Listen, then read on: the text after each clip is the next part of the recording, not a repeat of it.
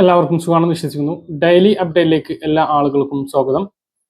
നാളെ ഫെബ്രുവരി 6-ാം തീയതിയും തുറന്നുള്ള ദിവസങ്ങളിലും നിങ്ങൾ ശ്രദ്ധിക്കേണ്ട വളരെ പ്രധാനപ്പെട്ട കാര്യങ്ങളാണ് ഈ ഒരു വീഡിയോയിൽ വ്യക്തമാക്കുന്നത്. വീഡിയോയുടെ വിശദാംശങ്ങളിലേക്ക് കടക്കുന്നതിന് മുമ്പ് കൂടുതൽ ആളുകളിലേക്ക് ഇൻഫർമേഷൻ എത്താൻ ഷെയർ ചെയ്യുക, ലൈക്ക് ചെയ്യുക. ഫേസ്ബുക്കിലൂടെ കാണുന്ന ആളുകൾ ഫോളോ ചെയ്യുക. വീഡിയോയുടെ വിശദമായ വിവരങ്ങളിലേക്ക് വരാം. ഈ മാസം 12-ാം തീയതി അടുത്ത വ്യാഴാഴ്ച രാജ്യവ്യാപകമായി ദേശീയ പണിമുടക്കാണ്. കേരളത്തിൽ വിദ്യാഭ്യാസ സ്ഥാപനങ്ങളും പ്രവർത്തിക്കില്ല. അധ്യാപകരും വിദ്യാർത്ഥി സംഘടനകളും ഇതിൽ പങ്കെടുക്കും എന്നുള്ളത് വ്യക്തമാക്കിയതുകൊണ്ട് തന്നെ വിദ്യാഭ്യാസ സ്ഥാപനങ്ങളെല്ലാം അടഞ്ഞുകിടക്കും. CPM ഉൾപ്പെടെയുള്ള പാർട്ടികളും തൊഴിലാളി സമരത്തിന് ഐക്യദാർഢ്യം പ്രഖ്യാപിച്ചിട്ടുണ്ട്. ദേശീയ പണിമുടക്ക് കേരളത്തിലെ എല്ലാ തൊഴിൽ മേഖലകളിലും നിശ്ചലമാകുമെന്നാണ് സമരസമിതി നേതാക്കൾ പറയുന്നത്. രാജ്യത്ത് 10 കേന്ദ്ര തൊഴിലാളി സംഘടനകളും ദേശീയ ഫെഡറേഷനുകളും ബാങ്ക്, ഇൻഷുറൻസ്, കേന്ദ്ര സംസ്ഥാന ജീവനക്കാരും അധ്യാപകരും 9-ന് ഡൽഹിയിൽ യോഗം ചേർന്നാണ് അഖിലേന്ത്യാ പണിമുടക്കിന് ആഹ്വാനം ചെയ്തിട്ടുള്ളത്.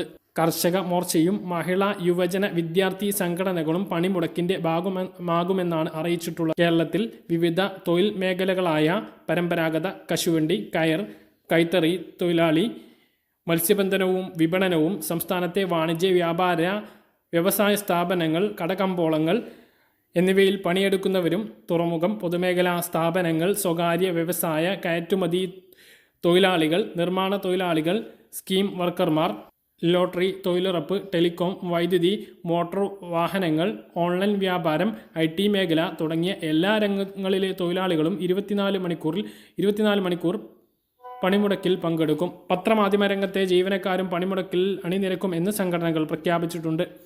LDF സംസ്ഥാന വ്യാപകമായി സംഘടിപ്പിക്കുന്ന പ്രചാരണ ജാഥകൾ ഫെബ്രുവരി 12-ലെ പണിമുടക്ക് ദിവസം മാറ്റിവെക്കാനും നിശ്ചയിച്ചിട്ടുണ്ട്. പണിമുടക്കിന്റെ ഭാഗമായി എല്ലാ കൺവെൻഷനുകളും പൂർത്തീകരിച്ചിട്ടുണ്ട്. പ്രാദേശിക കൺവെൻഷനുകൾ ഫെബ്രുവരി 5-ന് പൂർത്തീകരിക്കും.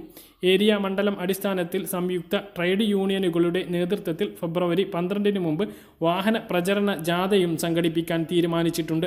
മറ്റൊരു പ്രധാനപ്പെട്ട അറിയിപ്പ്: ലേണേഴ്സ് ലൈസൻസ് പുതുക്കുന്നതിന് കണ്ണ് പരിശോധന ഒഴിവാക്കി മോട്ടോർ വാഹന വകുപ്പ്.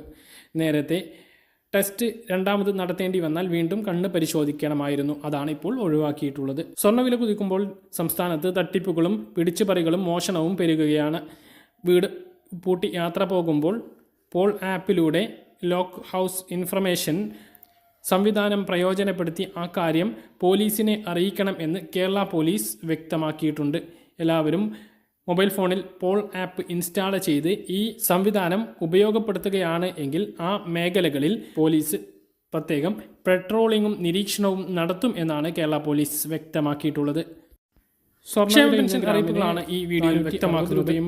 കഴിഞ്ഞ 1680 പഞ്ചായത്ത് ഇലക്ഷന് മുമ്പ് പിണറായി വിജയൻ ഒരു വാർത്താ സമ്മേളനം നടത്തിക്കൊണ്ട് വലിയ പ്രഖ്യാപനങ്ങളാണ് നടത്തിയതായി. ക്ഷേമ പെൻഷൻ വർദ്ധിപ്പിച്ചതുമായി ബന്ധപ്പെട്ടതോടൊപ്പം സ്ത്രീ സുരക്ഷാ പെൻഷനും യുവതി യുവാക്കൾക്കുള്ള പെൻഷനും പ്രഖ്യാപിച്ചു.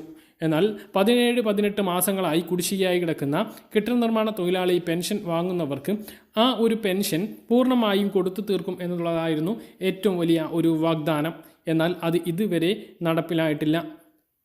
പഞ്ചായത്ത് ഇലക്ഷൻ കഴിഞ്ഞ് നിയമസഭാ ഇലക്ഷൻ്റെ മുന്നിൽ എത്തി നിൽക്കുമ്പോൾ കെട്ടിട നിർമ്മാണ തൊഴിലാളി ക്ഷേമനിധി ഓഫീസുകളിലേക്ക് വിളിക്കുമ്പോൾ ഓരോ മാസത്തെ പെൻഷൻ കൃത്യമായിട്ട് നൽകുന്നതുമായി ബന്ധപ്പെട്ട അറിയിപ്പ് പോലും അവർക്കില്ല.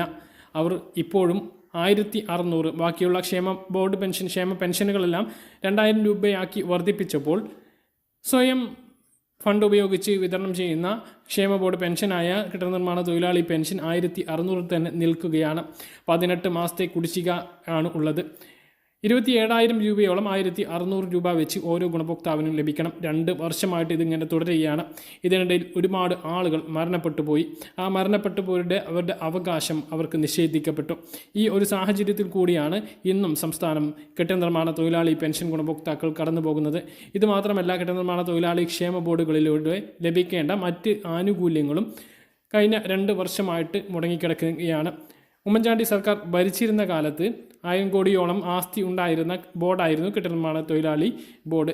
അതാണ് ഈ ഒരു അവസ്ഥയിലേക്ക് മാറിയിട്ടുള്ളത്. നിർമ്മാണ തൊഴിലാളി ക്ഷേമ ബോർഡിലെ പെൻഷൻ എല്ലാം നേരത്തെ കൃത്യമായിട്ട് ആദ്യത്തിൽ ലഭിച്ചിരുന്നതുമായിരുന്നു. എന്നാൽ ഇപ്പോഴത്തെ അവസ്ഥ ഇതാണ്. കെട്ടിട നിർമ്മാണ തൊഴിലാളി ക്ഷേമ ബോർഡിലെ ഉദ്യോഗസ്ഥരുടെ അനാസ്ഥയും സർക്കാർ ഈ ഫണ്ട് മറ്റു ഭാഗങ്ങളിലേക്ക് മറിച്ചതുമാണ് ഈ ഒരു അവസ്ഥയ്ക്ക് കാരണം എന്നുള്ളതാണ് വിലയിരുത്തൽ. അതുകൊണ്ട് തന്നെ ഈ തൊഴിലാളികളുടെ ദുരിതം തുടരുകയാണ്. ക്ഷേമ പെൻഷൻ കൃത്യമായിട്ട് 2000 രൂപ എല്ലാവർക്കും ലഭിക്കുമ്പോൾ ഇവർക്ക് ക്ഷേമ പെൻഷൻ പോലും അർഹതയില്ലാത്ത അവസ്ഥയാണ്. ക്ഷേമ പെൻഷൻ വാങ്ങുന്ന ആളുകൾ ഉണ്ട് എങ്കിൽ അവർക്ക് 600 രൂപ മാത്രമാണ് ലഭിക്കുന്നത്. എന്നാൽ കെട്ടിട നിർമ്മാണ തൊഴിലാളി പെൻഷൻ കൃത്യമായിട്ട് എല്ലാ മാസവും ലഭിക്കുന്നുമില്ല. അത് 1600 എപ്പോഴെങ്കിലും ലഭിച്ചാൽ. കഴിഞ്ഞ ക്രിസ്മസിന് പോലും 1 മാസത്തെ പെൻഷൻ മാത്രമാണ് അവർക്ക് ലഭിച്ചത്. അതിനു മുമ്പ് 1 മാസത്തെ തടഞ്ഞു വെക്കുകയും ചെയ്തു. ഈ ഒരു അവസ്ഥയാണ് കെട്ടിട നിർമ്മാണ തൊഴിലാളി ക്ഷേമ ബോർഡിലുള്ളത്. ജീവിച്ചിരുന്ന കാലത്ത്, പണിയെടുക്കുന്ന കാലത്ത് അംശാദായം അടച്ച് നേടിയെടുത്തിട്ടുള്ള 60 വയസ്സാകുമ്പോൾ ഒരു സഹായമാകും എന്ന് കരുതിക്കൊണ്ട്, ആശ്രയമാവും എന്ന് കരുതിക്കൊണ്ട് പ്രതീക്ഷയോടെ അടച്ച് നേടിയെടുത്തിട്ടുള്ള പെൻഷനാണ്. ആ ഒരു പെൻഷനാണ് ഇങ്ങനെ മുടങ്ങിക്കിടക്കുന്നത്. ഇത് ക്രൂരതയാണ്. സർക്കാർ ഇവരുടെ കാര്യത്തിൽ ഒരു അനുഭാവപൂർണ്ണമായിട്ടുള്ള സമീപനം എടുക്കണം എന്നുള്ളതാണ് താഴ്മയായിട്ട് അപേക്ഷിക്കാനുള്ളത്. ക്ഷേമ പെൻഷൻ 1 വർഷം കൂടി നൽകുന്നതിന് വേണ്ടി ഇപ്പോൾ ബജറ്റിൽ 14,500 കോടി രൂപ ധനമന്ത്രി പ്രഖ്യാപിച്ചിരുന്നു. എന്നാൽ കെട്ടിട നിർമ്മാണ തൊഴിലാളി ക്ഷേമ പെൻഷൻ വിതരണവുമായി ബന്ധപ്പെട്ട പ്രഖ്യാപനം ഇല്ലാത്തത് സങ്കടകരമാണ്. നിലവിൽ ഇപ്പോൾ ജനുവരി മാസത്തെ ക്ഷേമ പെൻഷനാണ് വിതരണം പൂർത്തീകരിച്ചു കൊണ്ടിരിക്കുന്നത്. ഫെബ്രുവരി മാസത്തെ പെൻഷൻ 20-ന് ശേഷം വിതരണം ഉണ്ടാകും. ഈ മാസം 28 ആയതുകൊണ്ട് തന്നെ നേരത്തെ വിതരണം നടന്നേക്കാനുള്ള സാധ്യതയുണ്ട്. ക്ഷേമ പെൻഷൻ കൃത്യമായി മുടങ്ങാതെ ലഭിക്കുന്നതിന് വേണ്ടി വിധവ, വിവാഹിത പെൻഷൻ വാങ്ങുന്നവർ പുനർവിവാഹിതയല്ല അല്ലെങ്കിൽ വിവാഹിതയല്ല എന്ന നോൺ മാരേജ് സർട്ടിഫിക്കറ്റ് തദ്ദേശ സ്ഥാപനങ്ങളിൽ സമർപ്പിക്കാൻ വിവിധ തദ്ദേശ സ്ഥാപനങ്ങളിൽ നിന്നും ആവശ്യപ്പെട്ടിട്ടുണ്ട്.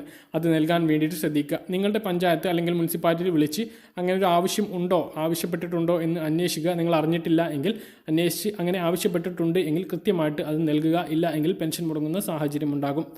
മസ്റ്ററിംഗ് പൂർത്തിയാക്കാത്തതുകൊണ്ട് പെൻഷൻ മുടങ്ങിയിട്ടുള്ളവർ മസ്റ്ററിംഗ് പൂർത്തീകരിക്കാനും ശ്രദ്ധിക്കുക. മസ്റ്ററിംഗ് പൂർത്തീകരിക്കാത്തതുകൊണ്ട് പെൻഷൻ മുടങ്ങിയിട്ടുള്ളവർക്ക് 20-ാം തീയതി വരെ അക്ഷയ കേന്ദ്രങ്ങളിലെത്തി മസ്റ്ററിംഗ് പൂർത്തീകരിക്കാവുന്നതാണ്. 2019 ഡിസംബർ 31 മുമ്പ് പെൻഷൻ അനുവദിച്ച് കിട്ടിയിട്ടും ഒരു പ്രാവശ്യമെങ്കിലും വരുമാന സർട്ടിഫിക്കറ്റ് സമർപ്പിക്കാത്ത 2.5 ലക്ഷത്തോളം ആളുകളുണ്ട്. അവർക്ക് വരുമാന സർട്ടിഫിക്കറ്റ് സമർപ്പിക്കേണ്ടതുണ്ട്. ജൂൺ 30 വരെ അവസരമുണ്ട് എങ്കിലും അതും കൂടി നൽകാൻ വേണ്ടിയിട്ട് ശ്രദ്ധിക്കുക. ഈ മാസത്തെ പെൻഷൻ ലഭിക്കാത്തവരുണ്ട് എങ്കിൽ സേവന വെബ്സൈറ്റിലൊന്ന് പരിശോധിക്കുക. കൃത്യമായിട്ട് പരിശോധിക്കേണ്ടത് എങ്ങനെയെന്ന് നമ്മൾ മുമ്പ് വ്യക്തമാക്കിയിട്ടുണ്ട്. അറിയാത്തവർക്ക് വാട്സപ്പിലോ മറ്റോ ചോദിക്കാവുന്നതാണ്.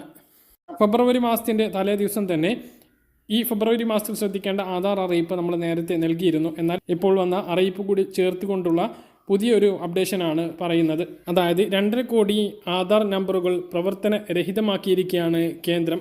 ഇതെന്തുകൊണ്ടാണ് എന്നുള്ളതാണ് വ്യക്തമാക്കുന്നത്. 2.5 കോടി ആധാർ നമ്പറുകൾ UIDAI പ്രവർത്തനരഹിതമാക്കി. ദുരുപയോഗം തടയുന്നതിനായി മരിച്ചവരുടെ ആധാർ നമ്പറുകളാണ് പ്രവർത്തനരഹിതമാക്കിയിരിക്കുന്നത് എന്ന് കേന്ദ്ര സർക്കാർ പാർലമെൻറ്റിൽ അറിയിച്ചു. തട്ടിപ്പും ആധാർ സേവനങ്ങളുടെ നിയമവിരുദ്ധമായ ഉപയോഗവും തടയുന്നതിനാണ് ആധാർ നമ്പറുകൾ നീക്കം ചെയ്തത് എന്നാണ് കേന്ദ്ര ഇലക്ട്രോണിക്സ് ആൻഡ് ഇൻഫർമേഷൻ ടെക്നോളജി സഹമന്ത്രി ജിതിൻ പ്രസാദ് ലോക്സഭയിൽ അറിയിച്ചത്. ഒരാൾ മരിച്ചാൽ തട്ടിപ്പ് തടയുന്നതിനും ക്ഷേമ ആനുകൂല്യങ്ങൾ ലഭിക്കുന്നതിന് ആധാർ നമ്പർ അനധികൃതമായി ഉപയോഗിക്കുന്നത് തടയുന്നതിനുമായി ആധാർ നമ്പർ നിർജീവമാക്കേണ്ടത് അത്യാവശ്യമാണ് എന്നും അദ്ദേഹം കൂട്ടിച്ചേർത്തു.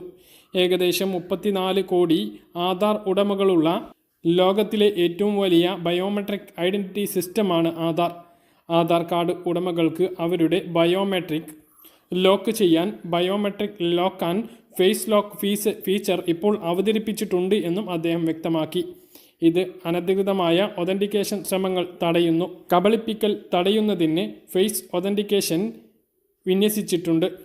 ഓഫ്ലൈൻ ഐഡൻറ്റിറ്റി വെരിഫിക്കേഷനായി Aadhaar secure QR code, Aadhaar paperless offline eKYC, Aadhaar verify ചെയ്യുന്ന കോഡ്ലെസ്സുകൾ എന്നിവ പ്രോത്സാഹിപ്പിക്കുന്നതിനുള്ള നടപടികൾ സ്വീകരിച്ചിട്ടുണ്ട് എന്നും അദ്ദേഹം പറഞ്ഞു.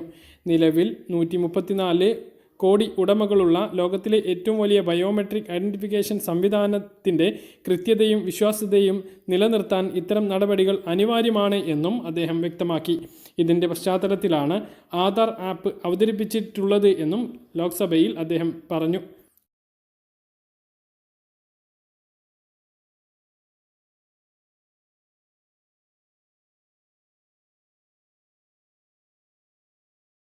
പറഞ്ഞ കാര്യങ്ങൾ കൃത്യമായിട്ട് മനസ്സിലാണെന്ന് കരുതുന്നു. ഇതുപോലുള്ള ഇൻഫർമേഷനുകൾക്ക് ഫോളോ ചെയ്യുക, സബ്സ്ക്രൈബ് ചെയ്യുക. മറ്റൊരു വീഡിയോയുമായി നമുക്ക് വീണ്ടും കാണാം. ഇതുവരെ